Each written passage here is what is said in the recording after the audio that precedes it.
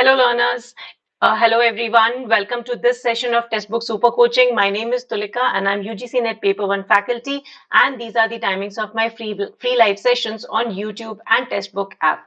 Learners, if you haven't joined my Telegram channel, do join it because इस channel के through हम आपको सारी classes की PDFs share करते हैं. And if you're planning to get yourselves enrolled in a paid batch, you can get an additional 25% discount using my code TulikaR.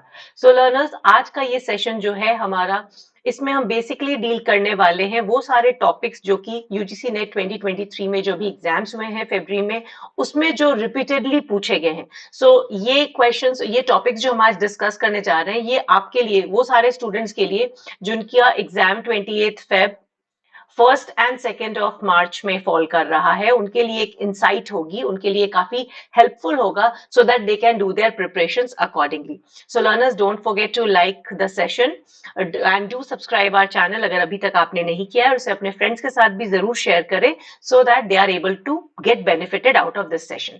So learners, बात करेंगे हायर एजुकेशन में किस टॉपिक से क्वेश्चन सबसे ज्यादा पूछे गए हैं और ऑलमोस्ट हर शिफ्ट में पूछे गए हैं. तो कैप से, central advisory board of education से क्वेश्चन आया है.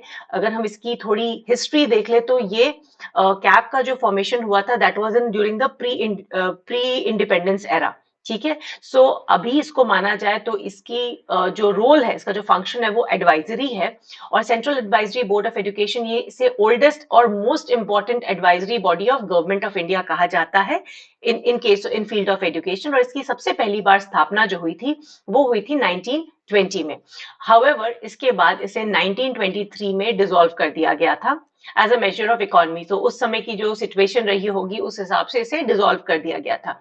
वापस से इसे 1935 में रिवाइव किया गया है और उसके बाद से ये एग्जिस्टेंस में अभी भी it is till date it is in existence, right. तो अगर हम बात करें इसके मैंडेट की, तो इसके मैंडेट में क्या क्या चीजें इंक्लूडेड है.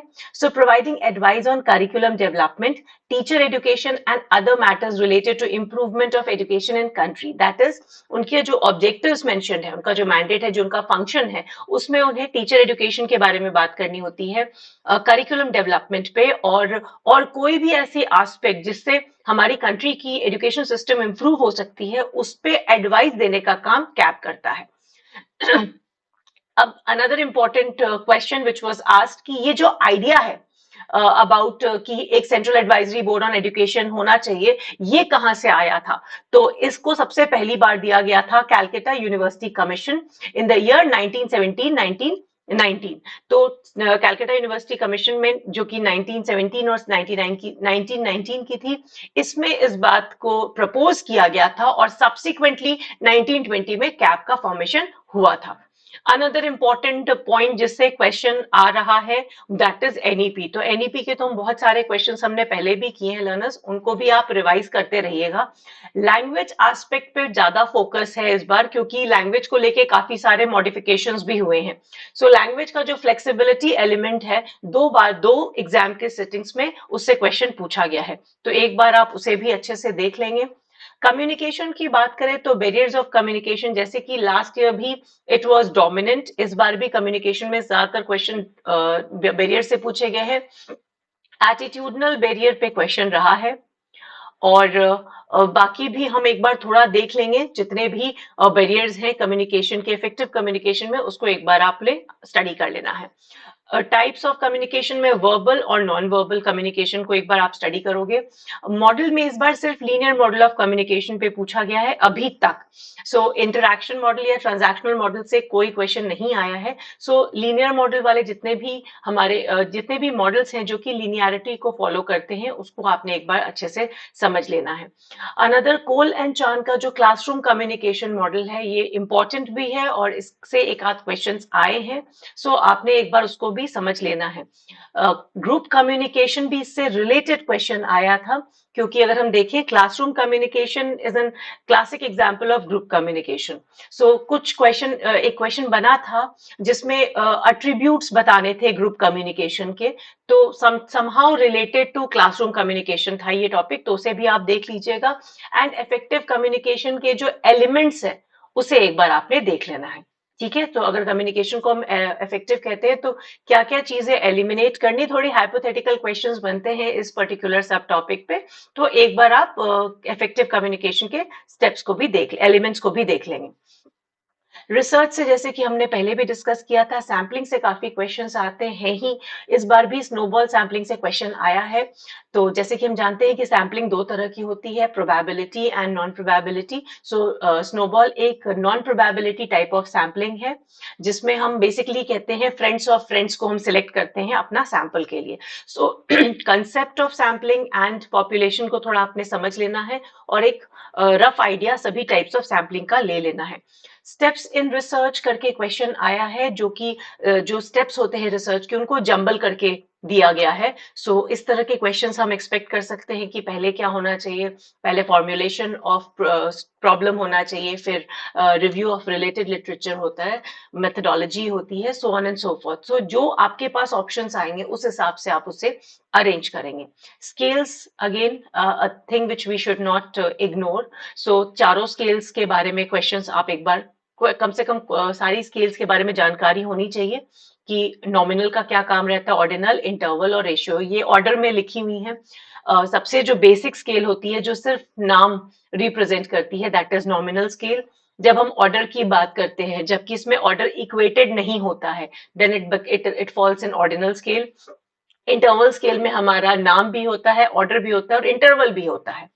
सो जनरली हम जब बात करते हैं इंटेलिजेंट क्वेश्चन की, तो हम इंटरवल स्केल को फॉलो करते हैं। और रेशियो, जो कि जनरली हम मेजरमेंट्स के लिए यूज करते हैं, जिसके पास एब्सोल्यूट जीरो होता है, that falls under the category of ratio scale. So ये सारे स्केल्स को आपने एक बार अच्छे से स्टडी कर लेना है, इससे क्वेश्चंस आ रहे हैं। अनदर वेरी इंपॉर्टेंट थिंग, जो कि चूंकि रिसर्च एप्टीट्यूड से रिलेटेड है, क्वेश्चंस पूछे जा रहे हैं ऑन एथिक्स। सो आपकी क्या अंडरस्टैंडिंग है about ethics, so that is also been cross check. Plus ethics कितना सिग्निफिकेंट है, कहाँ कहाँ किस किस स्टेज ऑफ रिसर्च में एथिक्स कॉम्प्रोमाइज हो सकता है, किसमें नहीं हो सकता है, इससे रिलेटेड क्वेश्चंस आ रहे हैं। तो इसे भी आपने एक बार अच्छे से स्टडी कर लेना है। Next is teaching aptitude. So teaching aptitude के अभी तक जितने भी क्वेश्चन आए हैं वो काफी इजी टू मॉडरेट रहे हैं, बहुत ज्यादा कॉम्प्लेक्स क्वेश्चन इसमें से नहीं पूछा गया है, ये टॉपिक भी रिलेटिवली डुएबल होता है।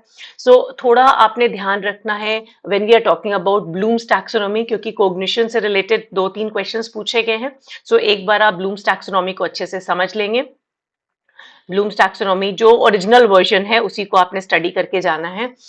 टीचर्स एंड लर्नर्स कैरेक्टरिस्टिक्स में, लर्नर्स में आपको दोनों एडोलेसेंट एंड अडल्ट लर्नर्स दोनों के बारे में पढ़ना है, पेडागोजी एंड एंड्रागोजी के बारे में। स्वयं से क्वेश्चन हर शिफ्ट में पूछा जा रहा है, so it is not only about the full form of Swayam, but it is also asking about की whether it is a platform और इट इज अ कोर्स। तो आपको बेसिक अंडरस्टैंडिंग होनी चाहिए कि स्वयं है क्या।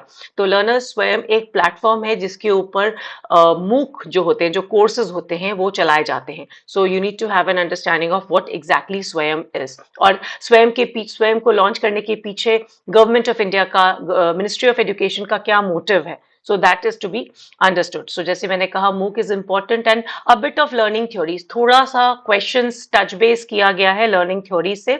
सो एक superficial understanding of classical learning, and then your conditioned learning, reinforcement, that has to be studied. Maybe even intelligence को भी आप एक बार study कर सकते हैं। Yes, so these will be your learning stories. People development and environment की अगर हम बात करें तो water pollution से question रहा है, biological oxygen demand से भी question रहा है, MDG SDGs, yes we need to go through it. Targets आपको यहाँ नहीं देखने होते हैं, यहाँ एक बार टारगेट्स आप जरूर पढ़ लीजिएगा। टारगेट्स पे मैंने बहुत सारे क्लासेस में MDGs और SDGs पे क्लासेस ली हैं, जिसपे रिलेटेड क्वेश्चंस भी करवाए हैं, so that will be helpful of course. Protocol में फोकस ज्यादा इन्हीं तीन चीजों पे है, क्योंकि these are relatively burning issues and important है। So Kyoto, Montreal and Paris agreement पे काफी बात क्वेश्चंस पूछे जा रहे हैं। Another important thrust area of environment is renewable and non-renewable energy. So you need to have a basic understanding of कि हम renewable किसे कहते हैं, नॉन कन्वेंशनल और कन्वेंशनल किसे कहते हैं। सो लर्नर्स, जो बेसिकली हमारा फॉसिल फ्यूल होता है, when we are talking about fossil fuel, वो होता है हमारा कन्वेंशनल सोर्स ऑफ एनर्जी। और आज के समय में हम ज्यादातर जो अपनी एनर्जी की पूर्ति कर रहे हैं वो कन्वेंशनल सोर्स ऑफ एनर्जी से कर रहे हैं, but it has various concerns because इनके रिजर्व्स धीरे धीरे खत्म हो रहे हैं। साथ ही साथ ये हमारे हेल्थ के लिए भी काफी एडवर्स है, इन्वायरमेंट के लिए भी बहुत एडवर्स इफेक्ट लाते हैं।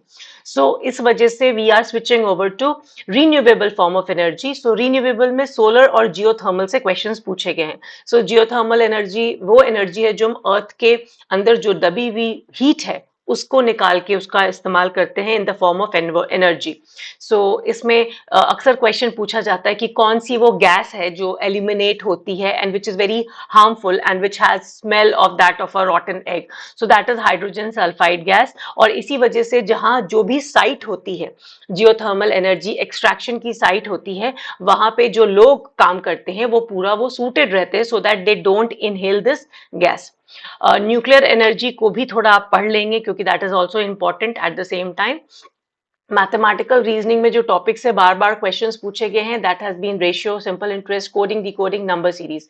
लॉजिकल रीजनिंग में फैलेसीज और न्याय फिलॉसफी से रिपीटेडली क्वेश्चन पूछे गए हैं, तो इसे आपने जरूर अच्छे से देख लेना है।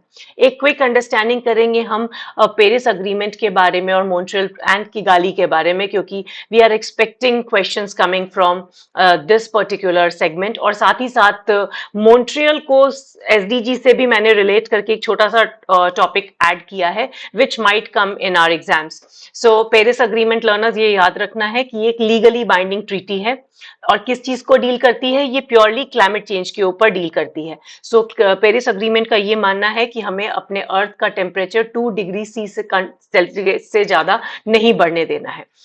इसे अडॉप्ट किया गया था by 196 parties at the UN climate change conference COP 21 में। तो ये याद रखना आपने कि पेरिस अग्रीमेंट को कॉप 21 में अडॉप्ट किया गया था which was again done of course in Paris, France.